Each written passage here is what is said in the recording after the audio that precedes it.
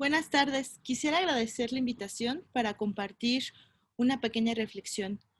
Soy Mónica Montalvo, mexicana y parte de la colectiva La Sandía Digital. Somos una organización feminista de producción audiovisual colaborativa, formación y comunicación estratégica. Trabajamos con movimientos de base, organizaciones de la sociedad civil y comunidades a favor de la justicia socioambiental, de género y los derechos humanos, para transformar narrativas y fortalecer su incidencia política y pública. Con el camino recorrido hemos identificado que las amenazas a los territorios siguen presentes por el intento de implementación de decenas de megaproyectos a lo largo y ancho del país, sin la participación real de las poblaciones donde se pretenden instalar. Hace 2 años tenemos un nuevo gobierno, la primera vez de izquierda, encabezado por López Obrador, y aunque algunos analistas mencionan las diferencias de este gobierno en relación a los periodos anteriores, encabezados por el PRI y el PAN, en el tema concreto de la defensa del territorio, el escenario no es muy alentador. La mirada sobre el desarrollo no dista mucho a la que se tenía antes. Se habla de grandes proyectos mágicos que traerán inversiones, trabajo, pero creemos que sigue siendo de arriba hacia abajo, y aunque hablan que la distribución de las ganancias será diferente, las grandes empresas nacionales y extranjeras serán de nuevo las más beneficiadas. Esto lo digo no solo porque hay promesas que no se han cumplido por parte de Obrador, por ejemplo, la suspensión del fracking, o que no se iban a dar más concesiones mineras. También la lamentable posición de las autoridades actuales de querer seguir con proyectos heredados por los gobiernos anteriores, con muchas inconsistencias y sobre todo con un claro rechazo por parte de los pobladores donde se pretenden realizar, como la termoeléctrica Proyecto Integral Morelos PIM en Morelos, Tlaxcala y Puebla, o la presa El Zapotillo en Jalisco. Existen también los grandes proyectos de la Cuarta Transformación que promueve el gobierno federal: el mal llamado Tren Maya en la península de Yucatán, el corredor interoceánico en el Istmo de Oaxaca, la refinería Dos Bocas en Tabasco y el aeropuerto de Santa Lucía en el Estado de México. La violencia hacia los guardianes de los territorios no ha parado.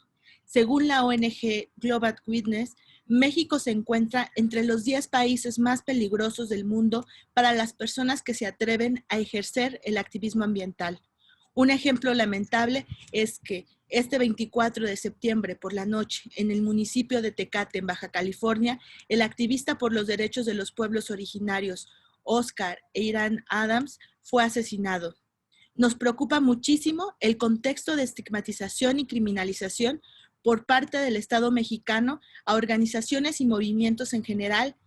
Una muestra de esto es la declaración en contra de las organizaciones de la península el 28 de agosto en la conferencia presidencial, donde el gobierno federal acusó a organizaciones civiles y medios periodísticos que eran financiados por fundaciones internacionales para oponerse al Tren Maya, donde todos los que contradicen al gobierno son conservadores o aliados a la derecha, sin reconocer que la oposición de los movimientos y organizaciones en defensa de la tierra se realiza porque se siguen imponiendo proyectos.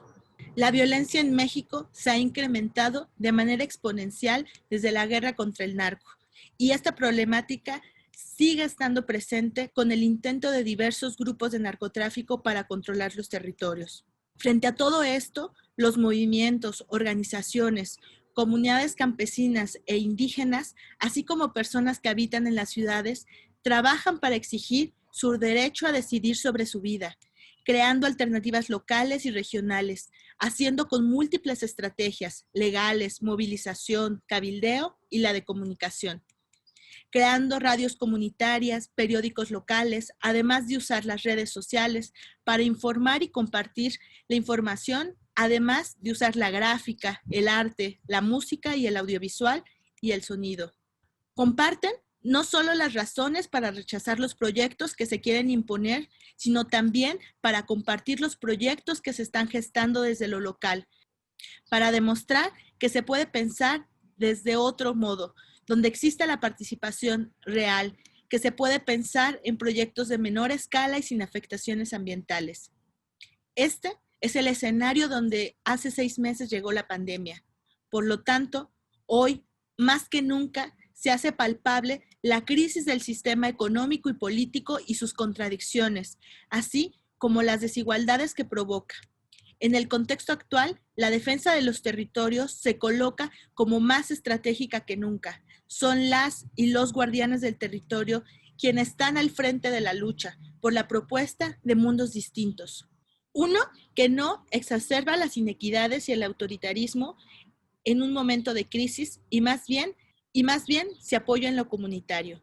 Los y las guardianes de la tierra han sabido desde hace mucho tiempo lo que es arriesgar la vida cotidianamente para luchar por un mundo mejor. Aún así, lo siguen haciendo, basado en una convicción que hoy debemos multiplicar las resistencias si no queremos seguir destruyendo el planeta como humanidad. El cómo han enfrentado la pandemia desde los territorios ha sido variado, como la diversidad de las luchas. Existen comunidades que decidieron cerrar para evitar los contagios, otras que han tenido que enfrentar los contagios con un sistema de salud donde sin pandemia es deficiente. Aún así, hubo al inicio el aislamiento voluntario y por lo tanto el cierre de instituciones que hizo que los primeros meses muchos de los proyectos tuvieran también sin trabajar, pero rápidamente el lobby de los promoventes se vio, siendo las primeras actividades esenciales que se convocaron en México la minería y la construcción. En el marco de la comunicación ha sido un reto por parte de las luchas seguir posicionando su voz en un mar informativo donde es difícil posicionar otra cosa que no fuera el COVID-19 y también donde sigue existiendo muchísimas noticias falsas. En comunidades que cuentan con medios de comunicación propios, como las radios comunitarias, se han realizado diversos materiales con información sobre el COVID, muchas también desde sus lenguas. Una compañera de una radio en el estado de Morelos nos menciona que la gente no creía en la pandemia y que empezaron a difundir más información para que se tomara en serio. También en estos espacios se están compartiendo el conocimiento tradicional de salud sobre qué plantas y cómo fortalecen su sistema inmunológico. Pero es importante mencionar lo complejo que ha sido también el traslado de actividades presenciales ahora online, cuando no todo mundo cuenta con internet de calidad o con los dispositivos necesarios para estar conectados. Muchas de las estrategias que fortalecen a las comunidades son cara a cara, como las asambleas o las fiestas. El aislamiento nos dejó sin esas herramientas. También están las afectaciones económicas y los duelos por las personas que han fallecido por causa del COVID. Me parece importante mencionar la reflexión que realizaron desde la colectiva El Hackeo Cultural en relación a la narrativa de la pandemia. Mencionan que la narrativa hegemónica en torno a la pandemia ha sido desde un discurso del miedo y apocalíptico y ha sido generado desde el poder y los medios de comunicación masiva. Invisibilizar las razones estructurales de la crisis, infundir miedo y pánico, imponer un estado de excepción, reproducir el discurso de la guerra, justificar la militarización, impera un discurso economicista, promueve un distanciamiento individualista, promete regresar a la normalidad y resolver la crisis a partir del consumo. Nos invitan a crear narrativas que no invisibilicen, victimicen y precaricen a las personas.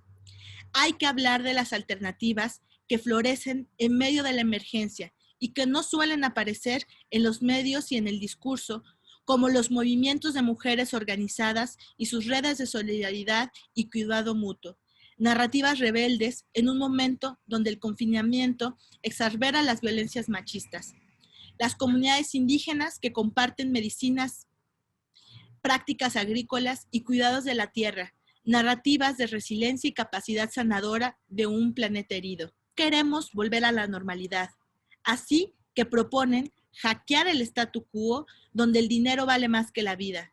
La narrativa hegemónica oculta la solidaridad entre los de abajo y promueve la caridad vertical, por lo que hay que hackearla desde la reciprocidad. Invitan a exigir sin destruir, hackear la lógica del consumo y tomar conciencia de que la emergencia no ha terminado, como una forma de hackear la crisis climática.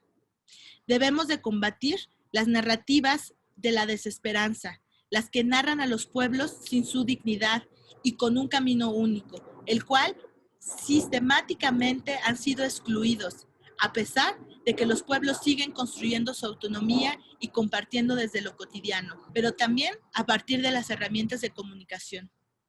Entendemos la comunicación como un derecho, como un bien común, un derecho a nombrarnos a nosotras mismas, a autorrepresentarnos. Desde la Sandía creemos en el poder transformador de las historias. A través de las historias que construimos, damos sentidos a nuestras vidas, al mundo en el que vivimos, a la relación con nuestro entorno. Contamos para explicarnos, para tejer memoria de nuestra historia, para nombrarnos, para compartir nuestros sueños, para caminar juntos hacia ese horizonte. Desde la Sandía Digital le apostamos fuertemente a construir desde el terreno de las narrativas, vislumbrando las estrellas que existen dentro de este cielo muchas veces muy nublado. Gracias.